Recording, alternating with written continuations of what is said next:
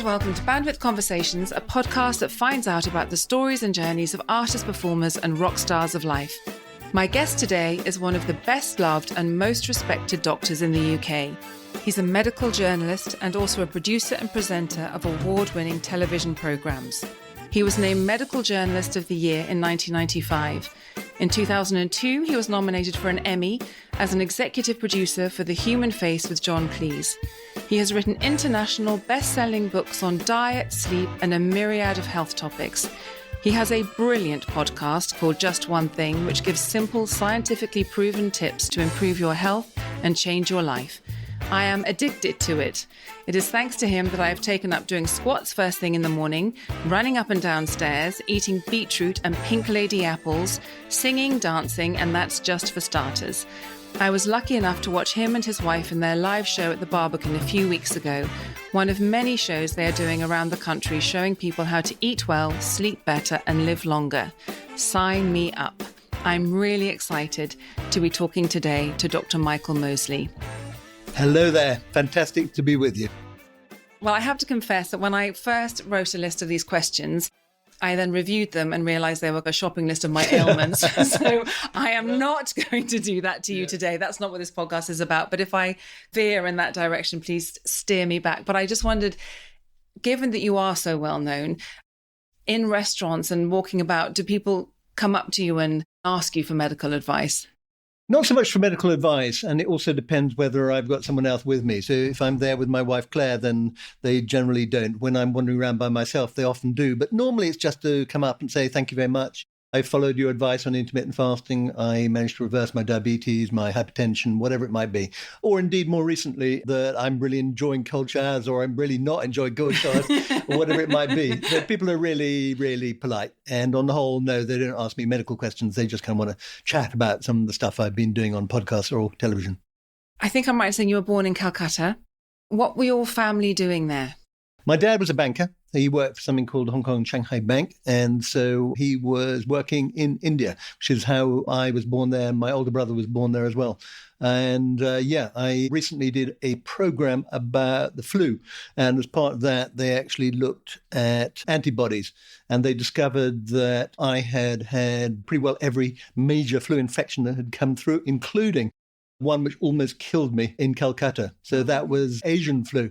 I was born in 1957, and this basically swept much of Asia and other parts of the world in that time. So according to my mum, I almost died. So, do you remember it at all? Not at all. I was about 6 months old, so it was my first brush with death. Okay. And how long were you in Calcutta for? A couple of years. And then my dad got a job in the Philippines where my sister was born. And then he went to Hong Kong where my younger brother was born. Oh, gosh, so you were all over the place. When did you come back to the UK? My parents came back much later, but I came back to the UK because an awful lot of people of that generation, I got sent off to boarding school in the UK at the age of 7. And apart from going to Hong Kong for the holidays once a year, that was where I spent most of my time. And how did boarding school suit you? Not very well. Not my happiest times, I have to say. I said I miss my family. I also felt a bit of fish out of water, particularly when I went to a public school where it was not one of the happy periods. Indeed, I remember someone saying to me, it's the happiest days of your life, the school days. And thinking, wow, if that's the happiest days, then this is truly awful. And I could genuinely say that it was really when I went to Oxford. That was the big, big change in my life. And that's the first time I was truly happy, intellectually and in all sorts of ways. My teenage years were not great. But for me, I didn't realize, obviously, at the time when I applied, that it was going to be like that. But suddenly I met lots of people who were interested in the same things I was interested in and welcomed the world of ideas in a way that nobody at my school really did. That's probably unfair on all the people at school who may also have been sort of closet intellectuals, but who hid it well. Yeah, but it's hard though. I think my school days were probably the worst days of my life as well. But I think it's doubly hard if you're at boarding school because you can't leave and you're really stuck. So, yes. And your journey to being a doctor wasn't a straightforward one because when you went to New College, you studied PPE, I think. And so how did you pick New College and how did you pick PPE? Well, like so many things in my life, it was random because at one point I was studying maths, physics and chemistry. as A-levels. And so I thought, perhaps I'll become a chemist. And then I went off and spent a holiday working in a ICI plant. And I thought, no, I don't want to be a chemist. And then I decided I would become a mathematician. I went off to career guidance thing, and they told me that I should study maths and become an accountant. So I thought, maybe I'll become a mathematician. And then I thought, I enjoy maths, but not that much. And I would have actually become a lawyer if I hadn't gone to New College, because everywhere else I applied to was law, mainly because I'd read some Perry Mason novels and I quite fancied myself, it was that well thought out. But I had an uncle who'd been to New College, and he said, why don't you go to New College and why don't you study politics, philosophy and economics? And so I said, why not? So I applied, and I was fortunate when I had the interview that one of the people on the panel was Jonathan Glover, who is a noted philosopher and who, for whatever reasons, he saw potential in me. I think it was probably him who voted for me, however it works out, because I was not the most obvious candidate at the time.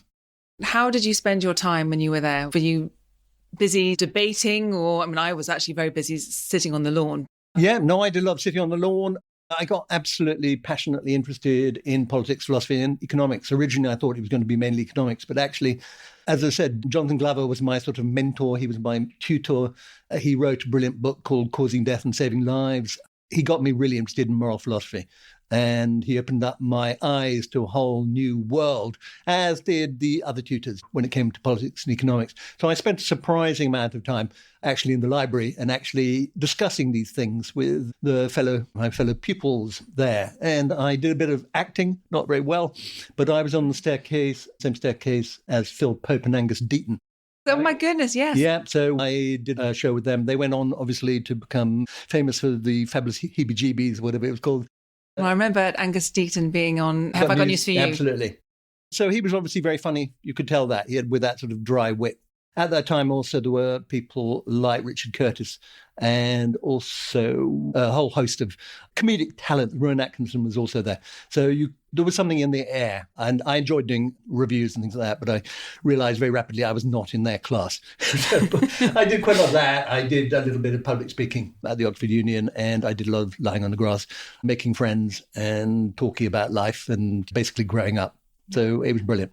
And was there a particular person or an activity or a moment even that's particularly memorable for you? I think it would probably be Jonathan Glover again. I go back to him.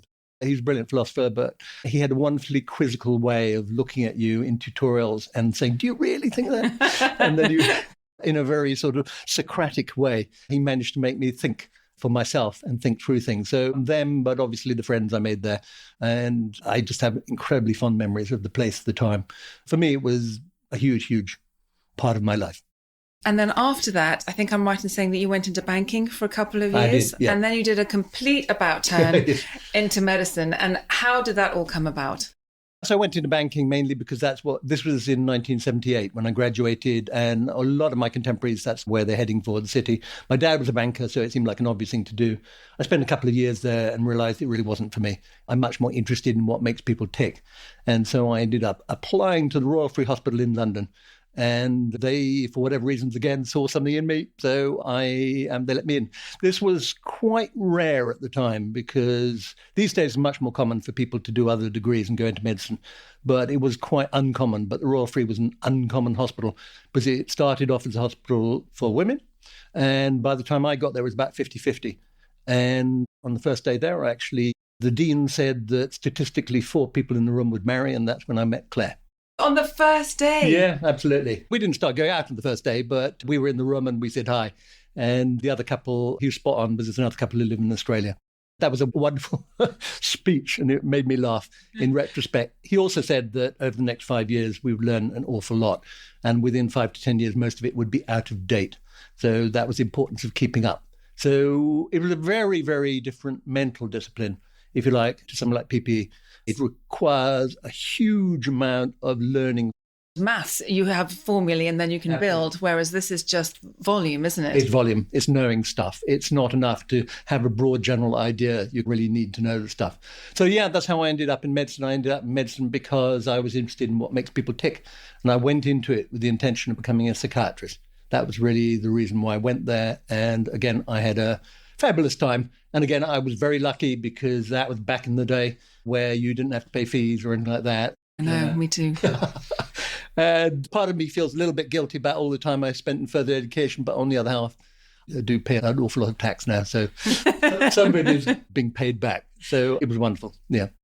You ended up not becoming a psychiatrist, I think. And what was it that made you turn your back on psychiatry? Is it 8 years? Well, most of these things are very lengthy. And what happened is I got disillusioned with psychiatry because I said earlier, I thought I'd become a lawyer because of Perry Mason. I had very naive ideas about what psychiatrists really do. And the reality was a bit of a wake-up call. And I think that things have moved on an awful lot, but certainly back then, it was mainly about prescribing drugs or various forms of psychoanalytic approaches, which I wasn't convinced were doing much good. So I, again, slightly random leap in life, I saw an advert in the paper to people who wanted to go and join the BBC as a trainee assistant producer. I applied, I didn't expect to get it. I got it. I agonized. I thought, okay, I'll do that for a couple of years and then I'll go back into psychiatry because I'll have become older and wiser and it'll be marvelous. But I love telly so much, I've never gone back. Okay. I recently interviewed Prasanna Puwanaraja, who is a fellow New College alumnus, and he was a medical student like you and is now a highly successful actor, writer and director. And he was quite traumatized by his medical training. And have you met him? I don't know if you met him. No, I haven't. I mean, it sounds fascinating. Yeah, no, so it's intensity and it's pressure. And in April 2022, the British Medical Association said that 62% of its junior doctors said they were suffering from depression, anxiety, stress, burnout, or another mental health condition relating to or made worse by their work or study. Did you find that when you were there? Not so much, but I have to say a lot of my contemporaries left. Many of them went to Australia or the States. We had a reunion recently, and of the original 100, less than half at that time were still working in the NHS. Either they'd taken early retirement or they'd headed off. Interestingly, when I speak to people who are looking forward to retirement or retiring early, it's mainly the fear of being sued. Particularly if you're a GP, it's the threat of litigation which hangs over you, that even if you're quite innocent, there is an assumption of guilt and of blame. And that particularly seems to be more true now. It's probably post-shipment or something like that, but it makes you feel very, very vulnerable. My wife, Claire, she'd been a GP for more than 30 years. She recently retired. And she said it's just a huge relief when you stop because it's unlikely anyone's going to sue you, although they can still chase you. One of my sons is a doctor. He's actually just come back from spending a couple of years in Australia working in emergency medicine there, and he's training as a GP. And I think he'll stick the course. I think he's very grounded, but an awful lot of people do leave, unfortunately. It can be quite brutal. Yes. At a time when sort of junior doctors are striking a lot, it does seem that their demands on them are incredibly high. And I actually hadn't thought about litigation. There's a lot of vexatious complaint. My wife has had a number of those from patients who, for whatever reasons, are unhappy with the treatment they've been offered. Maybe they have unrealistic goals or views about what they should get. And in some cases, clearly, these are people who are not necessarily rational, but they have to be listened to, and the whole process takes forever. And it's very, very stressful because you don't know what's going to happen. That, on top of everything else, I suspect is why so many people are choosing either to retire early or to go somewhere else. And we're seeing another sort of huge wave of people going off to places like Australia. So amongst my contemporaries, they never came back and they've given birth to little Australians. I love it when I go over there because I see loads of them and they're scattered throughout Australia and it's fantastic. And I have to say they're having a great time. Well, good for them. We were feeling pretty rough or a little anxious when Jack announced he was going off to Australia, but he's decided to come back. As parents, that's great news. So you have a change of direction. You go to the BBC as a trainee producer. And can you describe your journey from trainee producer to author to podcaster to one of the most well-known and respected doctors in the UK? I would say I'm a medical journalist these days because I've left. It's been so long. That's how I describe myself. Really what happened is I joined as a training assistant producer. I started making films for programs like Newsnight. And then I went into the science department. I had a really inspirational boss. She basically drove us all forward. We started doing all sorts of exciting different programs.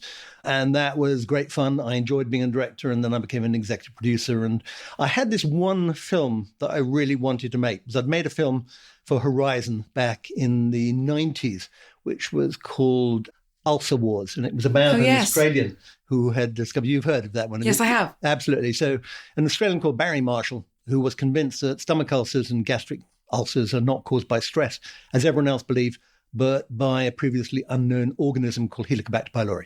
And to make his point, he swallowed it and induced gastritis in himself. So he was regarded as a first-rate loony. But I decided I would make a film about him and say, look, if he's right, this has major, major implications, because at the moment they're all being treated with either drugs which reduce things like Zantac, which reduce acid production, or with psychotherapy in some cases. And if he's right, it's actually a bug and you can get rid of it with antibiotics. And so I made the film. It had mixed reviews from the medical profession. But a few years later, he won the Nobel Prize for Medicine. And he managed to prove that's 100%. What it was. 100%. And he's very generously said that I contributed to the change, the acceptance of his theory, because Horizon, the heavyweight BBC program. And so that got me thinking, wouldn't it be fun to make a television series on the history of medicine told through self-experimenters? And I started looking at that. And as an executive producer, I pitched that to pretty well every controller of every channel for the next 15 years. Until eventually I got in front of someone called Janice Hadlow, who was controller of BBC 4. And I pitched it to her. She said, that sounds interesting. Who's going to present it? I said, I have no idea. She said, why don't you do it? Because you're obviously very passionate about it. And that's how I became a television presenter in my early 50s. Oh, wow. I didn't realize that you didn't start presenting until your early 50s. Not at all. Me and David Attenborough. We were late starters. There you go. He's a good model. No, but he's a great No, quite, exactly. So, yeah, I'd already been in my BBC career, sort of spanned 30 years pretty much, 10 years as director, 10 years executive producer, and then 10 years as presenter. And that led me to doing a lot of documentaries in which I do horrible things to myself in the name of science. So I did get to make that series about self-experimenters. Well, then you became a self-experimenter. And then I became one. And that is actually, again, another thing which changed my life, because in 2012, I discovered I had type 2 diabetes. Rather than follow the medical advice, which is essentially take the drugs and hope for the best, I went off to see if I could cure myself. And that led me to making a documentary called Eat Fast, Live Longer. And that introduced me to intermittent fasting, the 5-2 diet, and basically interest. When the program went out, when I wrote a book called The Fast Diet, interest in intermittent fasting absolutely exploded. Yes. And the main joy for me was that I managed to get my blood sugars back under control without needing medication. Which is extraordinary, because I have friends who have type 2 diabetes and they're told it's a lifelong condition. Yeah. It's not just intermittent fasting. There was a whole range of things that you changed. It's a big subject, but just briefly, could you? Sure. The reason why I talk about it quite a lot is because there's a guy called Professor Roy Taylor up in Newcastle. He's done all the big clinical trials demonstrating that if you lose weight fast and you drain fat from your liver and pancreas, it is possible, not in everyone, but in a significant number of people, to put their diabetes into remission. I say remission because if you put on the weight, it will come back. I went off and made a series called Trust Me, I'm a Doctor, which we basically explored all sorts of different approaches to life. And that led me eventually to making the podcast you talk about, which is Just One Thing. That is very much about taking small steps. And what is nice as a device is it's just 15 minutes, but each episode I give it a go myself. And I also talk to an expert, and that for me is often the best bit of it, where they explain to me the science behind, say, cold showers and why you might want to do them and why you might want to persist with them, or indeed walking backwards, or why walking downstairs actually burns more calories than walking upstairs and is probably better for you. So I love all this slightly, that's surprising stuff, because I think what New College, Oxford, imbued me with was curiosity, and that is maintained. And so I just love the fact, and always have, about the television programs I've made. They challenge, they ask questions. I get to meet lots of wonderful people who are interested in the same sort of stuff I'm interested in, but who have, in many cases, dedicated decades of their life. And so I sort of tap into their expertise, and then I sort of broadcast it, and I always attribute to them. What I do is I basically take their stuff and I amplify it. I love your podcast. And doing one thing is not too hard. Trying to do them all at once, which I did when I read your book, that is hard, but it's just fascinating. And actually, one of the most fascinating was I am lucky enough to spend a reasonable amount of time in Switzerland. And so I have, for the last decade, been thinking I was doing myself a lot of favors by walking up a hill and then going down in the lift. And so when I read that, I thought, I can't believe that that's actually all wrong.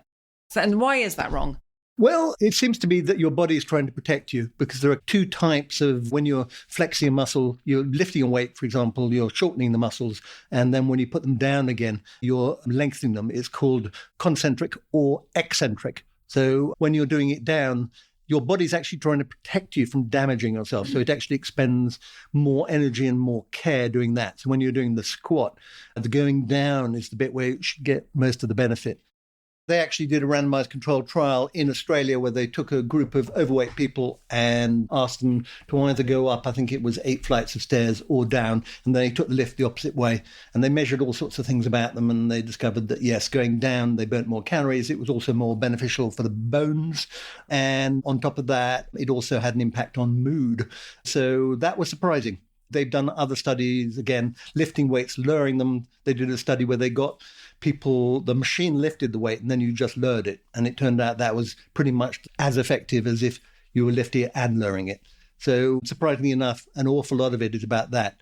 And you go up to the top of a hill and you go down it again, and it always feels more knackering going down. And you assume that's because I've gone up. But actually, yes, it's not. It's actually because going down is in and of itself quite knackering. So I like that. Well, I like that because actually I prefer going down, so I can do that. Ideally, you go up and down. Yeah. Yes. Of all the many discoveries that you have made, which one was the most surprising? For me, the most life-changing was discovering that type 2 diabetes can be reversed, or at least put into remission. And for me personally, obviously, that was the most important, because my dad developed type 2 diabetes around the age that I was when I discovered I had it. He followed conventional medical advice and died at the age of 74 from complications. So the fact that I was able to identify it, which was through a random blood test, and then actually do something about it, changed the course of my life. Because heaven knows what I'd be like now if I continued down the route I was going. But within something like just one thing, it is just simple things like slow, deep breathing. So there's something called 4-2-4, which you're familiar with. You yes. breathe into your nose. Well, I am now, because I read the book. There you go, out to your mouth. And the science is really interesting, because what you're doing is you're activating your parasympathetic nervous system, and that slows your heart rate down and slows lots of things down. And that's why you feel calmer. But just from a practical point of view, if it's 3 a.m. and I'm awake, which I often am, I find that is a wonderful way of going back to sleep. The yogics have known this for a long time, the benefits of slow, deep breathing, and we're beginning to discover scientifically the benefits. It's a lot easier than mindfulness, which I've also tried. Yes, and I can't do mindfulness, but I can do that breathing. And yes, and having read your book, Fast Asleep, there are various things that I am employing. Even just one of the things which is not minding that you're awake, that actually just accepting it is really helpful rather than getting totally wound up. Absolutely makes people really, really stressed. So they worry, if I'm not going to get a good night's sleep, my brain is going to crack up, my heart's going to give way and things like that. And so you're awake worrying about not sleeping. And that is a horrible vicious cycle. So absolutely, that's one thing that works very well, or can work if you can do it, is acceptance. The other thing is if you're awake in the middle of the night and you're not going to sleep, then you need to get out of bed and you need to go and find a quiet corner where you find a dull book, or listen to some music until you're feeling sleepy, because it's all about teaching your brain to associate bed with sleep and sex, nothing else. It's basically the basic behavioral techniques which people do not apply. They do the exact opposite. Yes. And there are so many myths, like the idea that it's blue light. The reason why having mobile phones by your bed is not because they emit blue light, because the amount of light they emit is so low, it's going to make no difference. It's just an excuse for people to flog your screens, to block out blue light. It is so because you are distracted. It's because they engage you, they distract you, and you're coming to associate bed with being awake and not asleep. And that's the primary problem. This episode of Bandwidth Conversations is in support of the IRIS Project. I recently interviewed environmentalist Ben Goldsmith on this podcast, and he set up this charity in memory of his daughter Iris, who died in a tragic accident aged 15. Iris had a deep connection with and love of the natural world. The Iris Project is building a global community of young people working to protect and restore their local natural environments. Young people are already leading the way in finding solutions to the climate and ecological crises we are facing, and the Iris Project funds, connects, supports, and mentors them. I was blown away by these extraordinary young people and what they are managing to achieve. For more information on the incredible work they do, or to donate, please check out their website, theirisproject.org. That's theirisproject.org. Thank you. It's all very well giving advice, but you and Claire, as you mentioned, you actually test all these things. And it was fascinating in your show, some of the things that you tested on yourself and put yourselves through. Of all the things that you have tried and tested, which was the hardest? The most gruesome, I would say, was probably when I infected myself with tapeworm. That was part of an experiment we were doing looking at the ability of parasites to manipulate the immune system.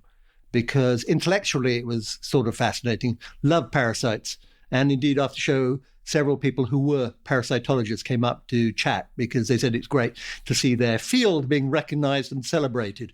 But it's increasingly clear we know about the microbiome, gut bacteria. They have a huge influence on our mental and physical state. But parasites do so as well, and they can be in the form of worm, hookworm, tapeworm, whatever. So yeah, this was a program I did where I deliberately infected myself with tapeworm to see what impact that had on my immune system. And my wife, Claire, is very long-suffering about these things, but even so, she wasn't that keen, I have to say, and we decided to do it. But if anyone wants to, you can Google Michael Mosley tapeworm, and you can see those tapeworm in situ. I asked my daughter Lara if she had a question for you because she came and watched the show as well. And her question was, where can I get hold of some tapeworm? Because she wants to be able to eat everything. And I said, I'm not sure. No, the tapeworm diet I don't think works. And you'd have to go off to somewhere. We went off to Kenya, to an abattoir, to an infected dead cow. But there were 3 cysts in its tongue. Took them back, cleaned them off, and I swallowed them. That's how I got infected. And that's not something I would recommend anybody else. Did you feel awful? No, I felt absolutely fine. Never noticed they were there. We did it under medical supervision. Obviously, this is not the sort of thing that we recommend you do off the cuff. But no, I didn't even know it was there until I swallowed a pill cam, which basically went down and filmed the tapeworm there. I had no idea at all whether I was infected or not. We did find that it did have some effect on my immune system, and that was interesting. Since then, there have been quite a few studies looking particularly at hookworm, and there's a group up in Nottingham University, for example, who deliberately infected themselves with hookworm in order to study the effects on the immune system, and they're doing clinical trials now in a range of disorders, in mainly sort of gut-related ones, but things like inflammatory bowel disease. So there's a lot of interest in discovering how the parasites manipulate our immune system.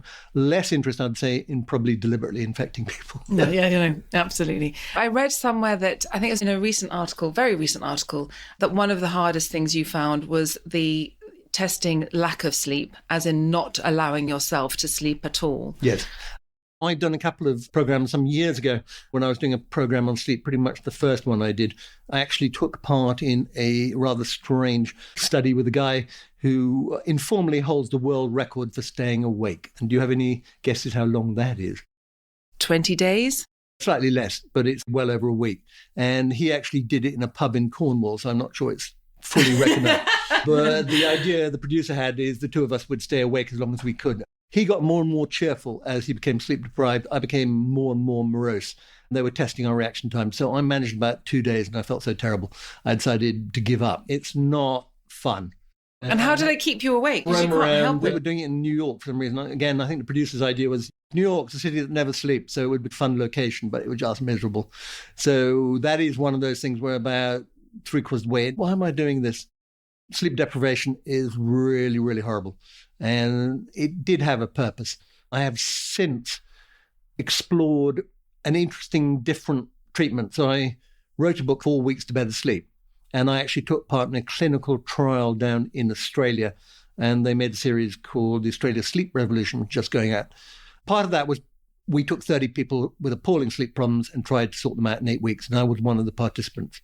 So we started off by trying to make the diagnosis, what was actually wrong with these people. About a third of them actually had sleep apnea and didn't know it. So they were doing that, gasping thing. Yes. And the others had different forms of insomnia. Either they struggled to go to sleep or stay asleep, or they woke up early.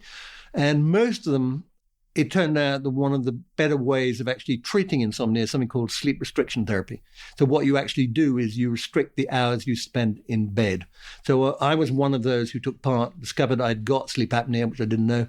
I also have a slightly weirder form of insomnia because my body clock runs fast, it turns out. So that most people, your core body temperature is at its lowest at around 4:30 in the morning. That's when you should be in your deepest sleep because that's your circadian rhythm. I had to swallow a pill which measured my core body temperature, and it said that mine was at its lowest about 1 in the morning. So that explains why I feel tired late at night and why I wake up very early. So for me, the solution was a blast of light late at night. So I have to expose myself to bright light late in the evening. Oh, right. So that keeps you going for a bit longer. And it's exactly the opposite of what we mainly advise people. But the other thing was to do bedtime restriction therapy. So for a few weeks at least, I went to bed at 11 and got up at 5 every morning. So you're in bed for only 6 hours. But the idea is that increases your sleep drive. Because your proportion of sleep and while Exactly. you're there. Because the thing they are measuring is a thing called sleep efficiency. And ideally, that should be about 85% to 90% of the time you spend in bed, you should be asleep. So the mistake a lot of insomniacs make is they try and spend more time in bed. And that just means you spend more time fretting. That was really, really interesting. And the results of that clinical trial were fantastic. So much so they're going to publish it. And it's already beginning to make a change to policy in Australia, because we also did it with a bunch of politicians and demonstrated to them just how badly their reaction times and their decision-making was affected by their poor sleep. Oh, my goodness. They've embraced that, and they're now going to implement changes in the prioritization, if you like, of research money on sleep, because sleep is one of the great pillars of health. And if you're not getting enough sleep, it's going to affect your mental and physical health. That's brilliant. No, I love that sort of stuff. We go there and you change policy as much as anything else. Yes. At the stage we are at the moment with the explosion of podcasts, advice, people able to say anything to anyone about anything. There's no regulation anymore. So there are a whole bunch of health myths out there. Of all of those health myths, which one would you say most needs to be debunked? There are just so many of them. I follow things on TikTok just for curiosity. Some of them are just bonkers. So I also recently did a series for Channel 4 called Secrets of Your Big Shop. And as part of that, we look at the TikTok claims. And they included the 10-day egg diet, which I thought was spectacularly bad for your health. You just have eggs. You just eat eggs, and that has been viewed many millions of times.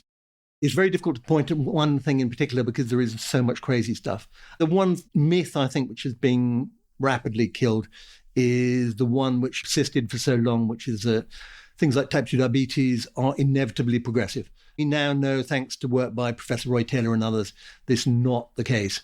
And so I think that is a cause for celebration. And it's a bit like in my life, I've seen loads of medical revolutions, but one of them was the understanding that stomach ulcers, stomach cancer, largely caused by Helicobacter. If you eradicate it, you reduce the risk. And that's changed the lives, I suspect, of hundreds of millions of people. So having a small part in that was big, but also having a small part in type 2 diabetes, because previously it was seen as this incurable disease you could do nothing about, but now we know that you can put it into remission, and that is massive, really massive. So again, the fact I've contributed in a small way to that is, for me, incredibly satisfying. Yeah, hugely. I read your book, as you know, Just One Thing, and I actually read it in one sitting. It was quite gratifying because there were quite a few things I was doing already. And then there were quite a few I wasn't doing, which I then tried to do all in one go. But one of the things is having a cold shower while singing and dancing. So turning on and nailing all three. And this is a very selfish question. So I do know I'm veering in the wrong direction. But I have these great friends, Fiona and Ben, who I go cold swimming with, or I used to go cold swimming with. And then I had heart surgery last August. And I went back to my cold showers, but then I went into a cold lake with them about 4 degrees. And I suddenly thought, I shouldn't be doing this. Rushed out again. I don't know whether it's the cold water or the fact that we're doing something utterly ridiculous that makes us so happy, but it definitely raises our happiness levels and sort of makes us almost slightly hysterical because it's so absurd. Is it something that is too shocking for some people in terms of their heart? Indeed, I would have said you're a little bit crazy to do it.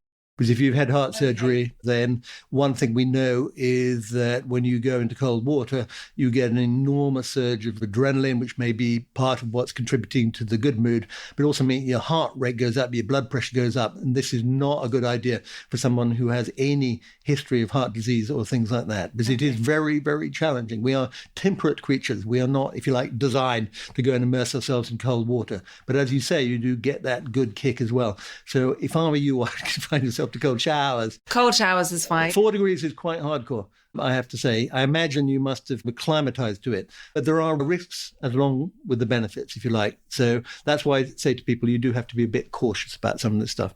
Somebody in your circumstances, I wouldn't be recommending it. Okay, I just couldn't resist it because you're right in front absolutely. of me. You said on your show that you've just finished a series called Secrets of the Super Ages. Yeah. And looking at those blue zones and understanding why people in those communities live so long and live so well. What was the most surprising thing you learned doing that series? I was really interested, I think, in the genetics. Yes, we went to Okinawa, and there we discovered, yes, there are a lot of very old people, but what is striking is the fact that their children are not living particularly long. So it has the highest proportion of people in the 80s and 90s and 100s of anywhere on the planet. But the average life expectancy in Okinawa is no more, indeed it's lower than most of the Japanese and not much better than us. Oh. So something has radically changed and diet has radically changed. So when you go in the shops, you imagine they're going to be full of healthy produce, actually rows and rows of tins of Spam, because Okinawa is occupied by the Americans. There's a big base there. And that's what the kids eat these days. But what I did discover when I was there and I was talking to a geneticist is that when it comes to hitting the age of 80 in a healthy shape, that is 80% lifestyle, 20% genetics. But whether you'll make it to 100, that is the other way around. It's mainly genetics, and lifestyle only will get you so far. And there is a gene called the FOXO3 gene, and a variant of that is strongly linked to whether you'll make it to 100. The geneticist said that if you have one variant, then it doubles your chance of making it. And if you have two, it triples your chance. And I have neither. And I do find these tests really interesting because a few years ago, I also did another one, which was the ApoE gene test. And that is a very powerful predictor of whether you will develop dementia. And I did that test. And in that case, I was hugely relieved to discover I had none of the bad variants. Because if you do have them, then it massively increases your risk. So the question is, do you want to know? And that's what all these gene tests raise, that interesting ethical question. Because it's not just you. As my wife Claire pointed out to me, because I didn't tell her I was going to do the ApoE gene test, it would impact her, it would impact my life insurance, and it would impact our kids. Because if I've got it, the bad variants, there's a chance I'm handing it on to them. And do they want to know? And I have to be honest, I didn't really think it through before I did it. Whereas I'm sure if I'd been properly trained by Johnson Glover, I would have thought it through a little bit more thoroughly before I started to embrace it. But these tests do raise all sorts of fascinating moral questions, which I do feel grateful for the fact that I did spend years training my brain to some degree to ask those. And it does continue to influence all these decades later, how I think about things and how I question things and how the things I also propose and the things because I am quite influential because I do a lot of TV and radio, yes.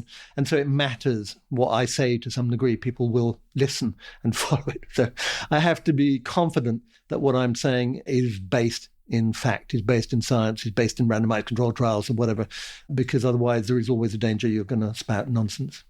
Has there ever been a situation where you thought, this is very interesting information, but actually it's not really in people's best interest to know this?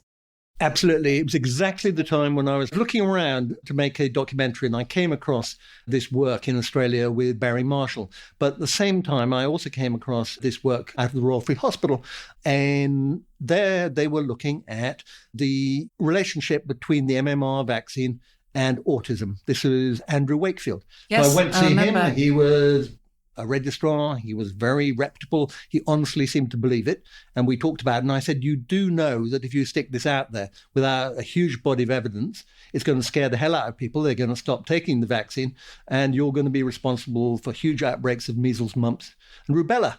And he said, I have to go where the science goes. Anyway, I chose not to include him in the documentary. I went with the Australian one because I thought the science was better. And then obviously a few years later, he makes the announcement in the Lancet and everything else unpacked. And in a way, I see him as a bit of a tragedy. I genuinely believe that when I met him, that he believed what he was saying. His evidence wasn't that great. And then he got sucked into some sort of strange, horrible, dark vortex and ended up talking nonsense and being struck off and things like that. So there was a moment when I could have made the documentary about him rather than about Barry Marshall. So it's just as well I went with the right one. I asked our local vicar and great friend Mike Neville a while ago, what's one thing, just taking your just one thing, because actually I have to say I steal often. What's one thing to make us happier? And he said, not to be in a hurry. And he directed me to a book called The Ruthless Elimination of Hurry. And of all the just one things that you have done, or maybe even beyond that, if you could only pick just one of them to help our well-being, what would you pick? I would probably pick being kind and thoughtful to others. It's something we've looked at on more than one occasion. It is also linked to friends, loved ones. Human relationships, in the end, are probably the most important thing, and undoubtedly they are the most important thing when it comes to long life and happiness. I've cited before something called the Harvard Longitudinal Study, where they followed people from Harvard University and also from the wrong side of the track.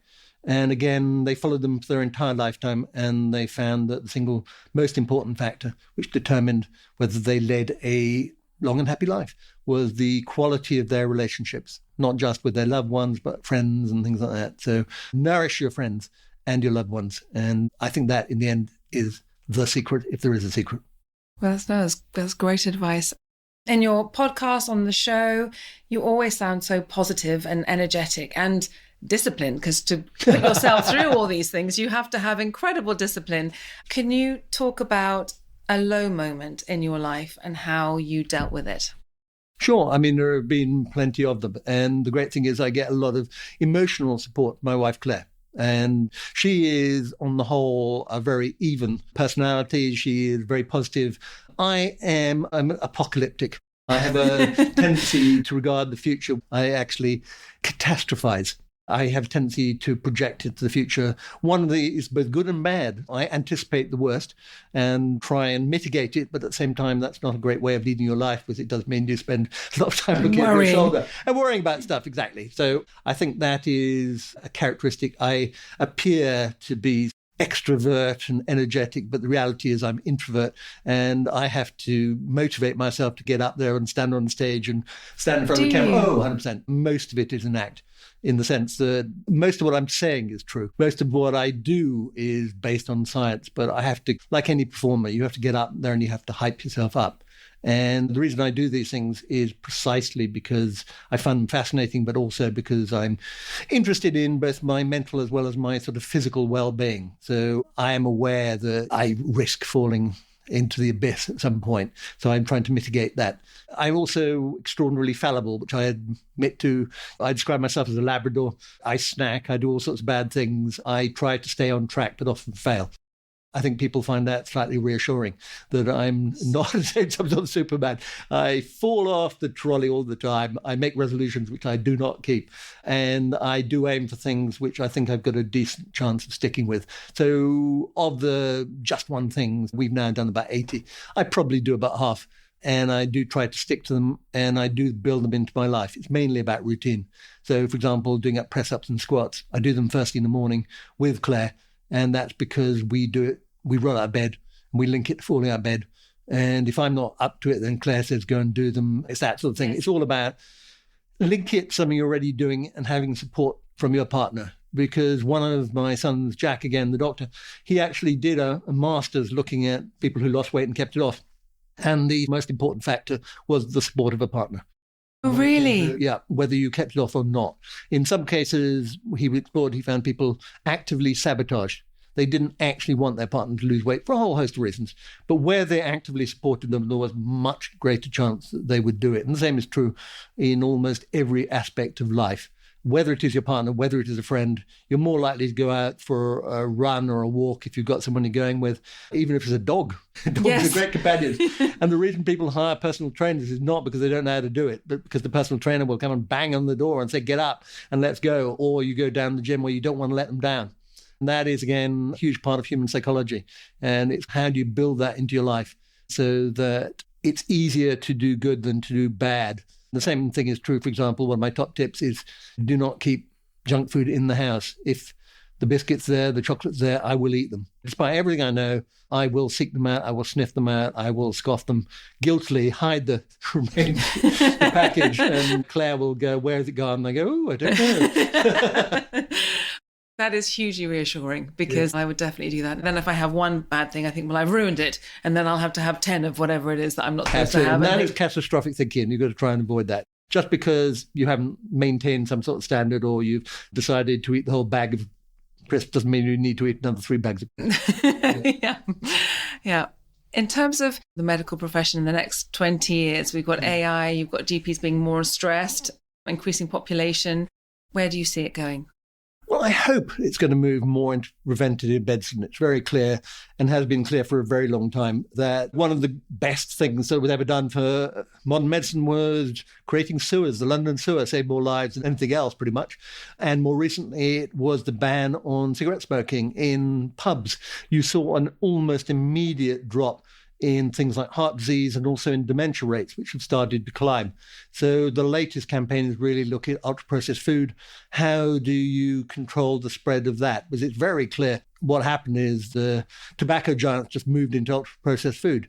I've been talking with Dr. Chris Van Tulleken and David Dimbleby and others about how we can make more of a noise about this, because they're very, very vocal and very effective at campaigning. And that we know with cigarette smoking, it took an awful long time before changes were made. We know the changes that were made that were effective.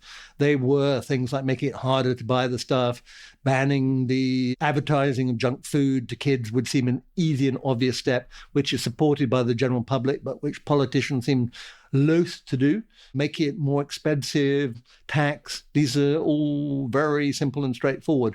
But I think it only comes under consistent pressure. So that's one of the things, because it's increasingly clear that ultra-processed foods are the new tobacco in the sense that the impact on your waistline, but also on your mental health, it's very, very clear.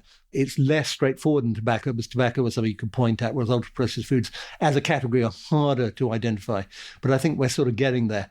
And so that, in a way, is probably the most important next step in medicine, in the sense of if you're looking to actually improve the health of the nation. But beyond that, as you say, AI is going to be unbelievably exciting in ways we have no idea.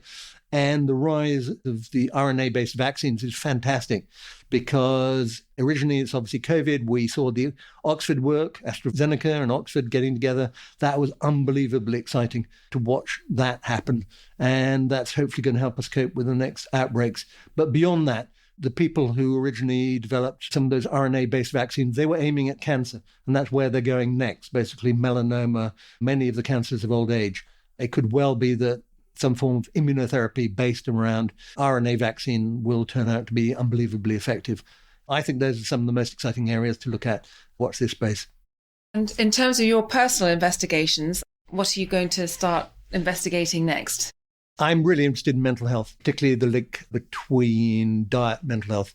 And I think there's a lot of really, really interesting research down there. I'm talking to a lot of researchers at the moment about that, because that's something I think is worth exploring in greater depth, and ideally making some television podcasts, whatever it might be about, because I think it's something that people sort of instinctively realize that what you eat has a profound effect on depression, anxiety, and things like that. But I think it's yet to spread as widely and as far as it could. And also what we want is an evidence base. What sort of things can you do that will make a difference?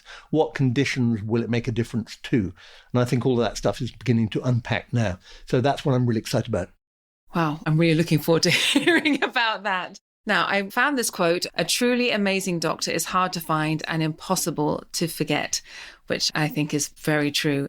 Thank you so much for all your work on behalf of all of us to make us live longer, healthier, better lives. And thank you so much, because I know how crazy busy you are, to give us this time today. Thank you. Thank you so much, Michael. Pleasure. You've been listening to Bandwidth Conversations. Thanks to Anna B., Head of Marketing, to Matthew Passy and all at the Podcast Consultant, to Bagawire for the music, to the Money Maze Podcast. Thank you for listening. Any feedback, please email me, katie@bandwidthconversations.com. Please sign up on our website, www.bandwidthconversations.com, so we can notify you about new podcast releases. We hope to see you again soon.